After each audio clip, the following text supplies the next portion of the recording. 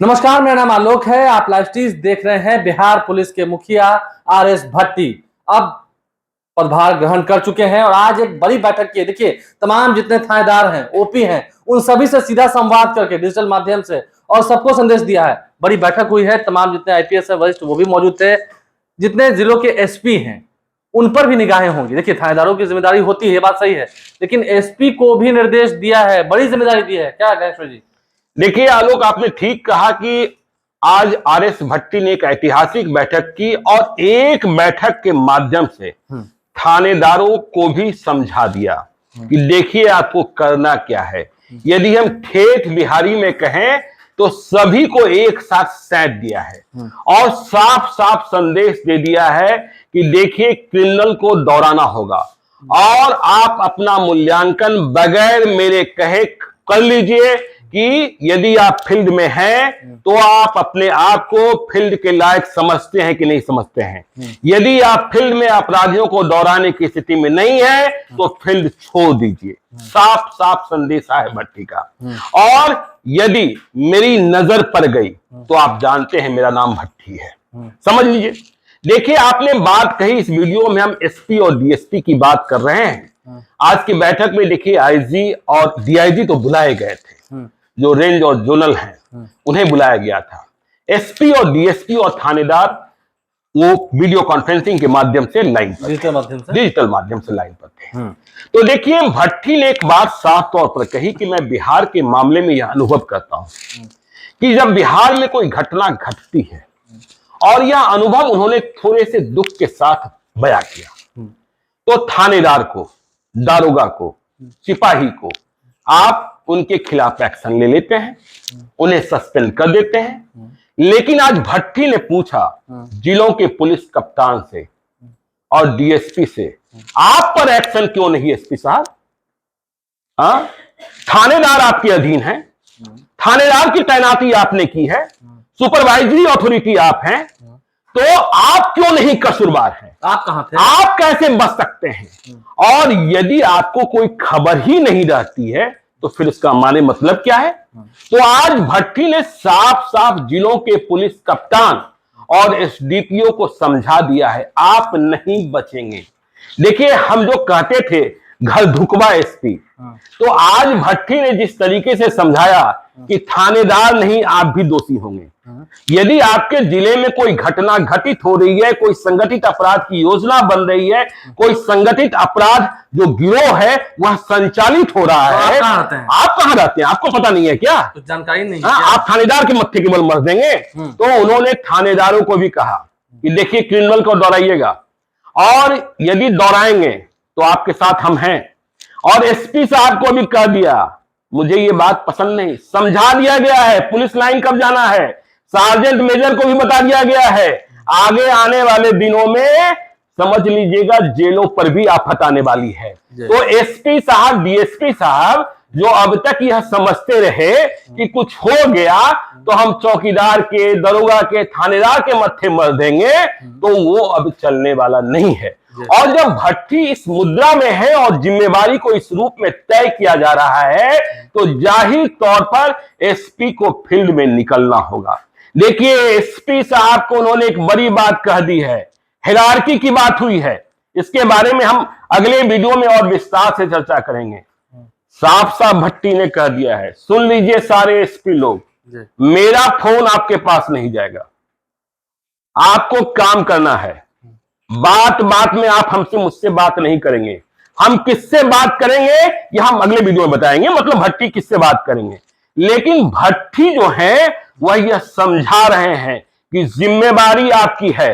और क्रिमिनल को दौड़ाने की जब बात हुई है, कांड के अनुसंधान की बात हुई है, देखिए हम क्राइम कंट्रोल के जब फॉर्मूले पर बात करते हैं, हम कई बार कई वर्षों से कहते रहे हैं कि prevention of crime is more important, detection of crime से ज्यादा इंपॉर्टेंट है। घटनाएं तो होंगी, आप मानते हैं? नहीं, घटनाएं होंगी, घटनाओं को कम किया जा सकता है, घटनाओं को शून्य नहीं किया जा सकता है। और आप देख रहे हैं ना, पिछले 60 घंटे से कोई बड़ी घटना की खबर मिली है क्या? अभी तो भट्टी का डंडा चलना भी नहीं शुरू हुआ है, अभी तो सिर्फ पदभार ही ग्रहण अभी तो पदभार ही ग्रहण हुआ है और अभी तो नाम ही पहुंचा है। यह भी भट्टी ने कह दिया है। देखिए, आज आपको हम सिद्धांत की बात बता रहे हैं, बुनियादी पुलिसिंग की बात बता रहे हैं, अपराधियों से, संगठित अपराधियों से कैसे निपटा जाता है वह भी अगले कुछ दिनों में बता देंगे। और यह भी समझ लीजिएगा, आपके जिलों में आएंगे और वहां जाएंगे जिस थाने में सबसे अधिक अपराध है। तो इसका मतलब यह है कि साफ साफ बता दिया गया है कि यदि आप संभाल नहीं पा रहे हैं तो कैसे संभाला जाता है यह भी पहुंचकर हम बता देंगे। लेकिन यदि मुझे पहुंचना पड़ गया तो फिर आपका क्या होगा यह भी समझ लीजिएगा। तो भट्टी लय में है और भट्टी इसी के लिए जाने ही जाते हैं। पुराना इतिहास रहा है, जो कैसे के बदमाश होते हैं, जो गड़बड़ करने वाले लोग होते हैं, उनके दिल में डर तो है ना। देखिए, यह भी कह दिया गया है थानेदार को कि मुझे यह बात नहीं सुननी चाहिए और कहीं से यह खबर नहीं आनी चाहिए कि ये बाबू फलाना के हैं, ये बाबू धिकाना के हैं, फलनमा धिकनमा नहीं, नाम किसी ने सुना? नहीं, फलनमा धिकनमा नहीं चलेगा, माननीय का भी नहीं चलेगा। माननीय क्या होता है? ये अपराध कीजिएगा और अपराध कराइएगा, माननीय है। आप माननीय क्या है? अपराध कराने के लिए माननीय है, तो अपराध कराने के लिए माननीय है तो वहां भट्टी बैठे हैं। और नीतीश कुमार ने इसलिए लाया ही है कि भट्टी को लाया गया। तो कहीं दिया सब नीतीश कुमार ने, नीतीश कुमार ने कहा दिया ना कि सिंडिकेट को तोड़ दीजिए, फोड़ दीजिए। आज आपने देखा होगा, सुना होगा कि भट्टी ने सिंडिकेट की बात कही और उन्होंने कहा अरे पुलिस महकमे से ज्यादा मजबूत है क्या ये सिंडिकेट?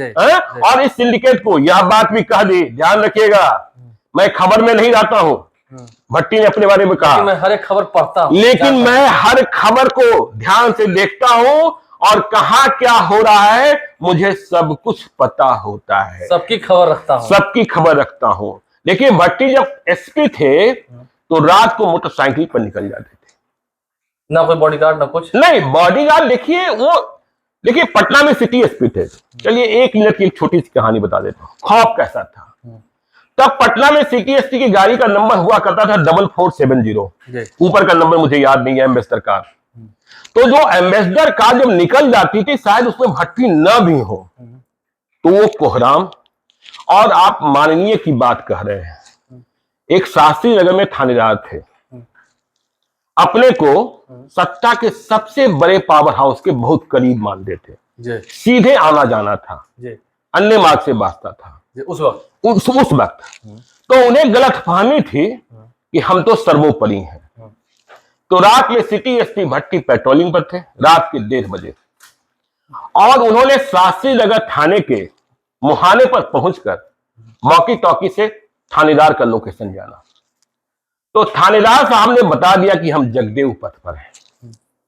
तो उन्होंने कहा अच्छी बात, लेकिन थानेदार साहब जो बहुत ही करीब थे सत्ता के पावर हाउस के, वे तो अपने दफ्तर में आराम की कुर्सी तोड़ रहे थे। अब भट्टी घुसे और इसके बाद वो थानेदार साहब जिनका कॉलर मंत्री और विधायक से भी ज्यादा टाइट रहता था, उनकी नौबत ये आ गई थी कि पंखा में उल्टा लटका दिए जाते। ठीक है ना? तो ये सब बात भूल जाइए कि माननीय हो चाहे कुछ भी हो। जब नीतीश कुमार ने कह दिया ना कि पैरवी जब सीएम हाउस नहीं करेगा, सीएम ऑफिस नहीं करेगा, तो बाकी करने वाला कौन होता है? अपराध और अपराधी के लिए कोई मुरव्वत नहीं। भट्टी है और एसपी साहब निकलिएगा, घर में मत रहिएगा। अब तो कह दिए ना कि सुपरवाइजरी अथॉरिटी आती है, केवल थानेदार दोषी कैसे, केवल दरोगा दोषी कैसे? आप बेखबर आते हैं क्या? केवल ऑफिस से घर, घर से ऑफिस, इसी के लिए ड्यूटी बनी है क्या? तो यह ड्यूटी पुलिसिंग की नहीं होती है। नहीं तो माननीय के प्रोटोकॉल में, माननीय का प्रोटोकॉल तो ये तो देखिए, उसको कहते हैं टीटीएम, हम कहते हैं ताबड़तोड़ मालिश, ठीक है ना? टीटीएम वाली बात अलग है, वो छोड़ दीजिए। लेकिन जो आपका मूल काम है, वो मूल काम अपराधी से लड़ना और जनता का दोस्त होना, समझा ही दिया है। यदि एफआईआर में गलत नाम लिखाया जा रहा है, वो भी किसी के भी कहने पर वो नाम निकलना चाहिए। और जो सही है, यह भी कह दिया है, अपराधी जेल से छूट कर आ गया तो वो वाल्मीकि नहीं हो गया। ये नहीं कि उसे आजादी मिली रहेगी, उनके ठिकाने बने रहेंगे। उनके ठिकाने पर संगति चलेगा, ताश पत्ती चलेगा, नहीं चलेगा।